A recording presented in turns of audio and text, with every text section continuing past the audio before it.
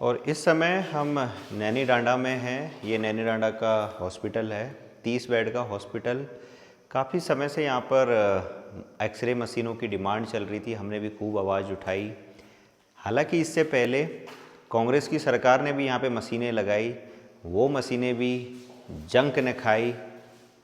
फिर उसके बाद आई भारतीय जनता पार्टी की सरकार, उन्होंने भी ठीक चुनाव से पहले 2022 में यहाँ पे मशीनें लगाई, बड़े बड़े मालाएं नेताओं के गले में डाली गई। टेक्नीशियन भी आया, लेकिन चुनाव ख़त्म होते ही टेक्नीशियन की सैलरी देना बंद कर दिया गया। 6 महीने तक टेक्नीशियन बिना सैलरी के यहाँ पे रहा। आखिरकार उसे मजबूरी में जॉब छोड़नी पड़ी। अपनी सैलरी मांगने के लिए भी उस टेक्नीशियन को सीएम हेल्पलाइन में कॉल करना पड़ा। 4 महीने का संघर्ष उसे अपनी सैलरी के लिए जूझना पड़ा, तब जाके उसको सैलरी मिली। आज वो बंदा जॉब छोड़ चुका है, यहाँ पे कोई दूसरा टेक्नीशियन नहीं है। ये मशीनें भी अब जंक खा रही है, आप देख सकते हैं। इन मशीनों को लगाने के लिए ही लाखों रुपए खर्च हुए। मशीन तो लाखों की आई, लेकिन ये कमरा पहले यहाँ पे बनाया गया, कमरा बनाने में भी लाखों रुपए खर्च हुए, मशीनें लाखों रुपए की आई। सोचिए, हमारे टैक्स का पैसा जनता टैक्स देती है, तब जाके मशीनें आती हैं, डॉक्टर की सैलरी निकलती है, हॉस्पिटल बनता है, लेकिन आखिर में जनता के ही काम कुछ नहीं आता। मैं पूछना चाहता हूँ स्वास्थ्य विभाग उत्तराखंड से, इतने साल हो गए, 24 साल लगभग उत्तराखंड को बने हुए हो गए, आज क्या मिला उत्तराखंड वासियों को? जो है हमें सिर्फ और सिर्फ यहाँ रेफ़र सेंटर बना दिए गए हैं, यहाँ से सीधा रेफ़र किया जाता है दिल्ली। अगर दिल्ली रेफ़र करना है तो मुझे लगता है इन रेफ़र सेंटरों को ही बंद कर दिया जाए, क्योंकि मरीज का जो टाइम ख़राब होता है यहाँ पर आकर रेफ़र एक लिखवाने में, उससे समय बचाया जा सकता है और मरीज़ की जान बचाई जा सकती है। मरीज़ सीधा दिल्ली चला जाएगा। लेकिन आप देख सकते हैं ये मशीनें आज सड़ रही हैं। सीलन इस पे इधर की साइड आप देखेंगे तो सीलन भी लगभग दीवारों में आ चुकी है। धीमे धीमे मशीनें ख़राब हो जाएगी, किसी के काम नहीं आएगी। काफ़ी बड़ी बड़ी मशीनें यहाँ पे लगी हुई हैं। सोचिए कौन पहाड़ों में टिकेगा?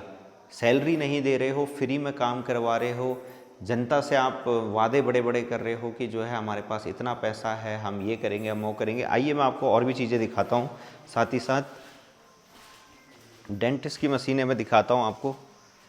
और ये काफ़ी बड़ा हॉस्पिटल है, ऐसा नहीं है छोटा मोटा हॉस्पिटल है, काफ़ी बड़ा हॉस्पिटल है। इस पे जो है 30 बेड लगभग इस पे बनाए गए हैं, लेकिन 30 मरीज़ भी मुझे लगता है डेली के नहीं आते यहाँ पे जो है। आइए मैं मशीनें दिखाता हूँ आपको।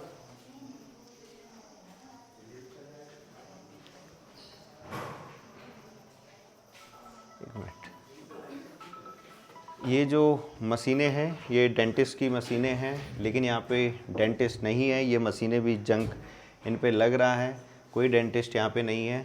तो सवाल ये है कि मशीनें क्यों लगाई जा रही है, क्यों जनता का पैसा इस तरीके से बर्बाद किया जा रहा है जब उनका उपयोग ही नहीं होना।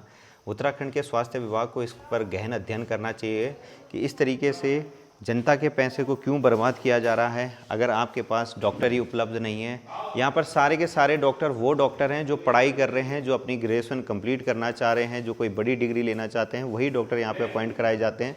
परमानेंट डॉक्टर यहाँ पे कोई नहीं है। जनता परेशान है, जाए तो जाए कहाँ।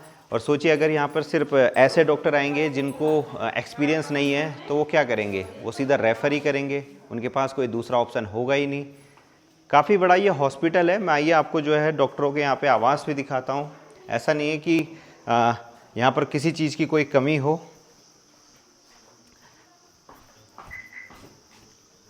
आप देखेंगे तो ये डॉक्टरों के आवास हैं। यहाँ पर काफ़ी बड़ी मात्रा में ये घर उनके लिए बनाए गए हैं, आप देख सकते हैं। और पीछे की साइड भी है, काफ़ी डॉक्टरों के लिए यहाँ पे घर तो बनाए गए हैं, लेकिन डॉक्टर ही नहीं है। अभी बताया कि 3 डॉक्टर हैं और वो डॉक्टर भी जो है पोस्ट ग्रेजुएशन की तैयारी कर रहे हैं। अपने एग्ज़ाम देने के लिए बीच बीच में चले जाते हैं। सोचिए पढ़ाई करने के लिए चले जाते हैं। कोई क्यों रुकेगा यहाँ पे जो है? अगर जो है जो मूलभूत सुविधाएं शिक्षा स्वास्थ्य की वो अगर नहीं मिल पा रही है। कांग्रेस भी, चाहे मैं बात करूं, कांग्रेस की लगाई हुई मशीनें भी यहाँ पे जंग खा के सड़ गई, भाजपा की लगाई हुई मशीनें भी यहाँ पे जंग खा के सड़ रही है। जनता भी साथ साथ में जो है अपना दम तोड़ रही है, लेकिन जो है वो सुविधाएं जो नेतागण चुनाव के टाइम पे वादे करते हैं जनता से बड़े बड़े, वो वादे 5 सालों में कहीं भी जो है धरातल पर इम्प्लीमेंट होते हुए नहीं दिखाई देते। आप देखेंगे अभी चुनाव आने वाले हैं 2027 में, 2026 में यहाँ पर चाहे मैं विपक्ष की बात करूं, चाहे मैं सत्ता पक्ष की बात करूं, फिर से नेताओं का भ्रमण शुरू हो जाएगा, बड़े बड़े वादे शुरू हो जाएंगे, बड़े बड़े जन आंदोलन शुरू हो जाएंगे। जिन्हें विधायक बनना है वो भी यहाँ पर गांव के दौरे शुरू करने लग जाएंगे, जो विधायक है वो भी गांव के दौरे शुरू करने लग जाएंगे। जनता को सिर्फ ठगा जाएगा, जनता को सिर्फ जो है बेवकूफ़ बनाया जाएगा। आवाज़ जो है जनता को एकजुट होकर उठानी पड़ेगी, तभी जो है परिवर्तन लाया जा सकता है।